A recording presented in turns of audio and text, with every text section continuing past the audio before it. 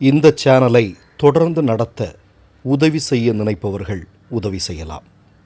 வணக்கம். மோடியே, தென்னிந்தியாவை வஞ்சித்தால் நாங்கள் புயலாய் மாறுவோம் அப்படின்னு மோடிக்கு எச்சரிக்கை விடுத்திருக்கிறார் ஒரு முதல்வர். உங்களுக்கு என்ன சம்பவம் சொல்கிறேன் அப்படிங்கிறதெல்லாம் உங்களுக்கு நல்லா தெரியும். இன்றைக்கு காங்கிரஸினுடைய மூத்த தலைவராக இருக்கக்கூடிய சிதம்பரம் காலையில் ஒரு மிக முக்கியமான செய்தியை சொல்லியிருக்கார். என்ன அப்படின்னா, இப்போ 5 மாநிலத்தினுடைய சட்டமன்ற தேர்தல் நடக்குது. இந்த நேரத்தில் அவசரமாக பாராளுமன்றத்தை ஏப்ரலுடைய மத்திய நாட்களில் கூட்டுவதற்கான ஒரு வேலையை மோடியும் அமித்ஷாவும் சேர்ந்து செஞ்சிட்ருக்காங்க. இது மிகப்பெரிய உள்நோக்கம் கொண்டது. இவங்க எதற்காக இந்த பாராளுமன்றத்தை கூட்டுகிறார்கள் என்றால், அதற்கு பின்னால் ஆர்எஸ்எஸ்னுடைய ஒரு மிகப்பெரிய திட்டம் இருக்கிறது என்று சிதம்பரம் சொல்கிறார். அவர் சொல்லி முடியல. தமிழ்நாட்டினுடைய முதல்வராக இருக்கக்கூடிய ஸ்டாலின் அவர்கள் தென்னிந்தியாவினுடைய பிரதிநிதித்துவத்தை குறைத்து மீண்டும் இவர்களே ஆட்சி அதிகாரத்தில் இருப்பதற்காக ஒரு மிகப்பெரிய திட்டத்தை கடந்த காலங்களில் பாஜக கொண்டு வந்தது நமக்கு தெரியும். அதாவது வட மாநிலங்களில் பாராளுமன்ற இடங்களை அதிகரிப்பது, அதே நேரத்தில் தென்னிந்தியாவில் பாராளுமன்ற இடங்கள் குறைவது, அல்லது வட இந்தியாவோடு ஒப்பிடும்போது தென்னிந்தியாவுடைய பிரதிநிதித்துவம் மிகப்பெரிய அளவில் குறைக்கச் செய்வது. இது ஆர்எஸ்எஸ்னுடைய திட்டம். ஏன்னா தெரியும், ஆர்எஸ்எஸ்ஸால் ஆந்திரா, தெலுங்கானா, கர்நாடகா, தமிழ்நாடு, கேரளம், புதுச்சேரி மாதிரியான மாநிலங்களில் ஒருபோதும் இவர்களால் இங்கே வேறுபிடிக்க முடியாது அப்படிங்கிறது நல்லா தெரியும். அப்போ இதற்கான ஒரு திட்டம் தான். ஏன்னா தொடர்ந்து ஆட்சி அதிகாரத்தை தக்க வைப்பதற்கு வட இந்தியாவில் அதிகமான பாராளுமன்ற இடங்களை ஒதுக்கீடு செய்வது, அதன் மூலமாக தொடர்ந்து தேர்தல்களில் வெற்றி பெறுவது, நிரந்தரமாக ஆட்சி அதிகாரத்தில் உட்காருவது, இதன் மூலமாக ஆரிய பார்ப்பனிய ராஷ்டிரமாக இந்தியாவை மாற்றுவது. இதுதான் அவர்களுடைய 100 வருட கனவு. அப்போது இந்த ஏப்ரல் மத்திய பகுதியில் ஒரு மிகப்பெரிய அளவிலான ஒரு திட்டத்தை பாராளுமன்றத்தில் செயல்படுத்தவிருக்கிறாங்க. இந்த மசோதாவை செயல்படுத்துவதற்கான திட்டம் இருக்கிறது. அதாவது நம்ம ஏற்கனவே சொல்லியிருக்கிறோம், மக்கள் தொகை அப்படிங்கிற ஒரு விஷயம் இன்றைக்கு தென்னிந்தியா மக்கள் தொகை கட்டுப்பாடு அப்படிங்கிற ஒரு விஷயம் வரும்போது அதை மிகப்பெரிய அளவில் ஃபாலோ பண்ணதுனால தென்னிந்தியாவுடைய மக்கள் தொகை வெகுவாக குறைந்தும், ஆனால் வட இந்தியாவில் அப்படி இல்லை அப்படிங்கிறதெல்லாம் நம்ம சொன்னோம். அப்போ மக்கள் தொகையினுடைய கணக்கின் அடிப்படையில் பாராளுமன்ற இடங்களை ஒதுக்கீடு செய்வது, இப்போ கேரளாவுக்கு கூடும், தமிழ்நாடுக்கு கூடும் அப்படின்னு சொன்னாலும் உத்தரப்பிரதேசத்திற்கு பல மடங்கு அதிகரிக்கிறது.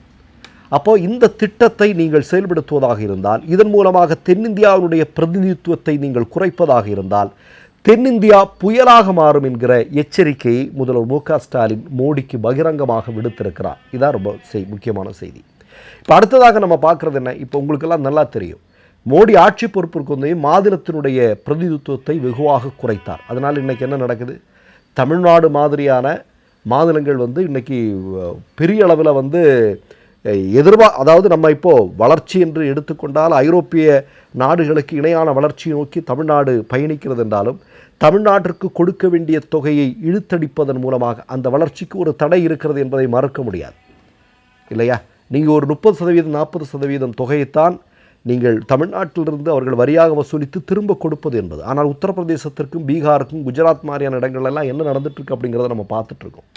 அப்போ எல்லாத்திலையுமே மாநிலங்களுடைய அதிகாரத்தை முழுவதுமாக குறைத்து தன்னிச்சையான ஒற்றை அதிகாரத்தை நோக்கி நகர்த்துகிற வேலையை ஆர்எஸ்எஸ் இங்கே செஞ்சுக்கிட்டு இருக்கு. அதற்கு எச்சரிக்கை மணி அடித்திருக்கிறார் முதல்வர் மு.க. ஸ்டாலின். இந்த நேரத்தில் ரொம்ப முக்கியமானது. நான் என்ன கேட்குறேன், 5 மாநில சட்டமன்ற தேர்தல் நடக்குது. 5 மாநில சட்டமன்ற தேர்தல் நடக்கும்போது இந்த 5 மாநிலத்தினுடைய முக்கியமான அரசியல் பிரதிநிதிகள் எல்லாமே அந்தந்த வேலைகளில் இருப்பாங்க. அப்போ எதிர்க்கட்சிகளை சார்ந்தவர்களெல்லாம் தூக்கி வெளியே வச்சுட்டு கடந்த காலங்களில் 2019 2023 வரைக்கும் எதிர்க்கட்சிகளை குண்டாக தூக்கி வெளியே போட்டுட்டு மக்கள் விரோத சட்டங்களை எல்லாம் மோடி ஏற்றினார் அல்லவா? நமக்கெல்லாம் தெரியும். இப்போ எலெக்ஷன் கமிஷன் மேலே எந்த நடவடிக்கை எடுக்க முடியாது, எலெக்ஷன் கமிஷனை தேர்வு செய்கிறது மோடியும் அமித்ஷாவும்.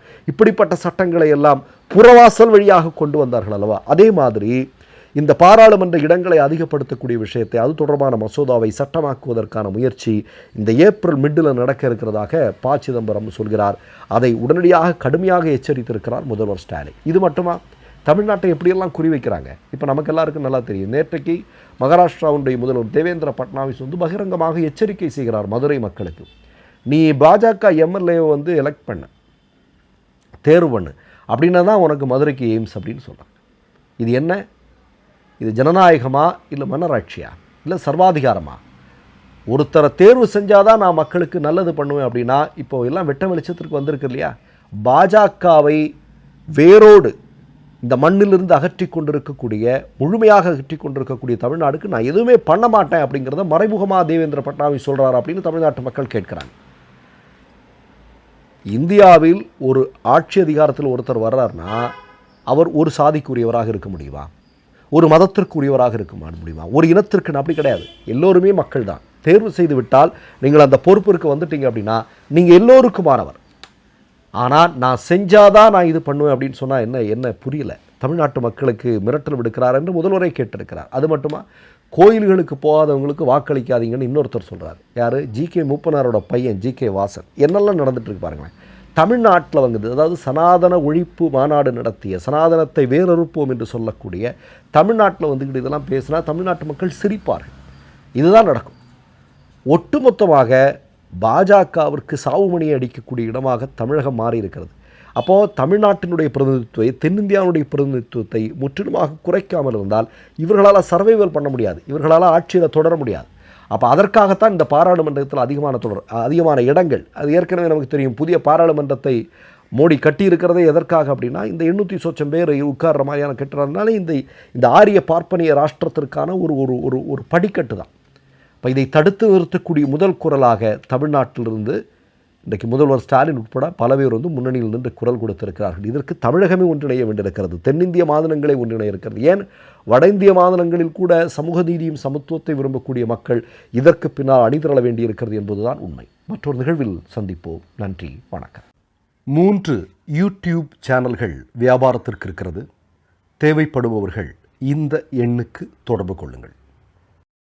மை நேம் இஸ் ரெட் சேனலை சப்ஸ்கிரைப் பண்ணிக்கோங்க.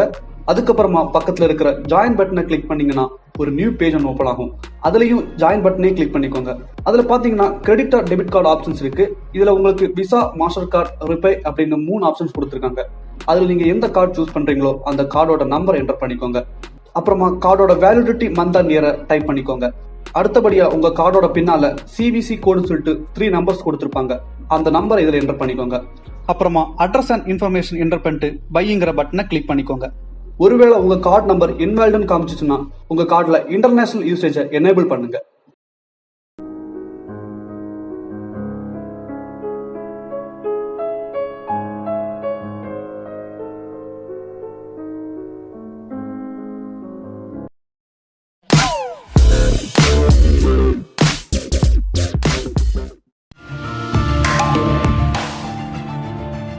கேள்விகளை நீ கேட்கிறாயா அல்லது நான் கேட்கிறேன்? நீ கேட்காத, நானே கேட்கறேன். எனக்கு கேட்கலாம் தெரியும்.